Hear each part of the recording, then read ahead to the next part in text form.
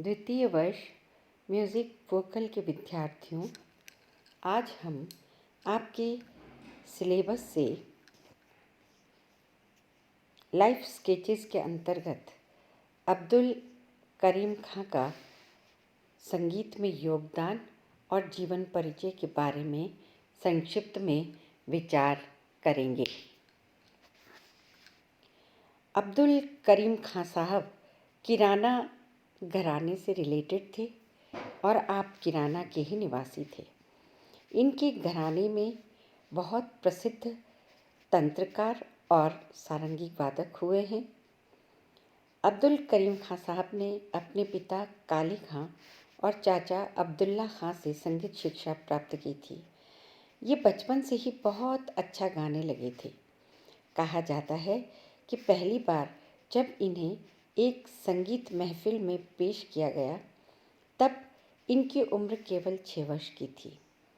15वें वर्ष में प्रवेश करते करते इन्होंने संगीत कला में इतनी उन्नति कर ली कि आपको तत्कालीन बड़ौदा नरेश ने अपने यहाँ दरबारी गायक नियुक्त कर लिया।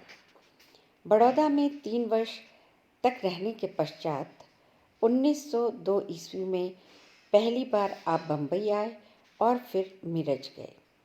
मधुर और सुरीली आवाज़ तथा हृदयग्राही गायकी के कारण दिनों दिन इनकी लोकप्रियता बढ़ती चली गई। सन 1913 ईस्वी के लगभग पूना में आपने आर्य संगीत विद्यालय की स्थापना की। विविध संगीत जलसों के द्वारा धन इकट्ठा कर आप इस विद्यालय को चलाते थे। गरीब विद्यार्थियों का सभी खर्च विद्यालय उठाता था। इसी विद्यालय की एक शाखा 1917 ईस्वी में खां साहब ने बम्बई में भी स्थापित की और 3 वर्षों तक बम्बई में आपको रहना पड़ा। इन दिनों आपने एक कुत्ते को बड़े विचित्र ढंग से स्वर देने के लिए सिखा लिया था। बम्बई में अब भी ऐसे व्यक्ति मौजूद हैं जिन्होंने अमरोली हाउस बम्बई के जलसे में उस कुत्ते को स्वर देते हुए सुना था। जैसा कि बच्चों हम शुरू से पढ़ते आए हैं कि संगीत जड़, चेतन, मनुष्य और पशु सभी को समान रूप से प्रभावित करता है। तो ये जो इनके जीवन की घटना थी वो इस बात को बिल्कुल अक्षरशः सत्य प्रमाणित करती है। कई कारणों से 1920 में यह विद्यालय उनको बंद करना पड़ा। फिर खां साहब मिरज आकर बस गए और अंत तक वहीं रहे। खां साहब गोबहर वाणी की गायकी को गाते थे, जो हमारे ध्रुपद में 4 वाणियाँ थी, डागुर वाणी, गोहर वाणी, खंडार वाणी और नौहार वाणी। उसी क्रम में अब्दुल करीम खां साहब गोबहर वाणी की गायकी को गाते थे। महाराष्ट्र में मींड और कर्णयुक्त गायकी के प्रसार का श्रेय खां साहब को ही है। इनके आलापों में अखंडता और एक प्रभा सा प्रतीत होता था। सुरीलेपन के कारण आपका संगीत अंतःकरण को स्पर्श करने की क्षमता रखता था। आप बहुत सुरीली ठुमरियाँ भी गाते थे। पिया बिन नाही आवत चैन आपकी एक बहुत प्रसिद्ध ठुमरी है, जिसे सुनने के लिए कलामर्मज्ञ विशेष रूप से फरमाइश किया करते थे और आज भी हम लोग इस ठुमरी को सुनते हैं।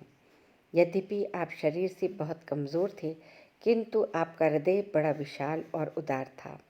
आपका स्वभाव अत्यंत शांत और सरस था। आप एक फ़कीरी वृत्ति के गायक थे।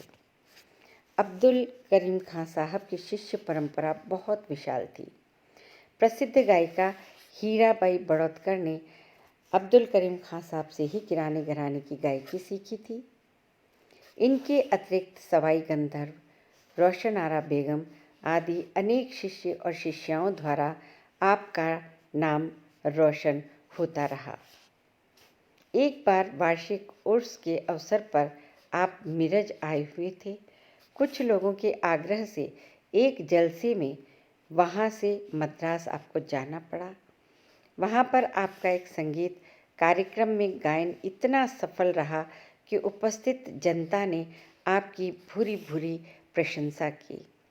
फिर एक संस्था की सहायतार्थ जलसे करने के लिए वहाँ से आपको पौंडीचेरी जाने का निश्चय करना पड़ा। बस इसी यात्रा में खां साहब की तबीयत खराब हो गई थी। रात्रि के 11 बजे शिंगपोयम कोलम स्टेशन पर आपको उतरना पड़ा। आपकी बेचैनी बढ़ती जा रही थी। कुछ देर इधर उधर टहलने के बाद आप बिस्तर पर बैठ गए। आपने नमाज पढ़ी और फिर दरबारी कान्हड़ा के स्वरों में आप खुदा की इबादत करने लगे। इस प्रकार गाते गाते 27 अक्टूबर 1937 ईस्वी को आप हमेशा के लिए उसी बिस्तर पर लेट गए। अब्दुल करीम खां साहब की गायकी भारतीय शास्त्रीय संगीत की अनमोल धरोहर है। आपकी चीज़ें, बंदिशें आज भी शास्त्रीय संगीत में हूबहू हमें आपके कलाकार व्यक्तित्व से परिचित कराती रहती हैं।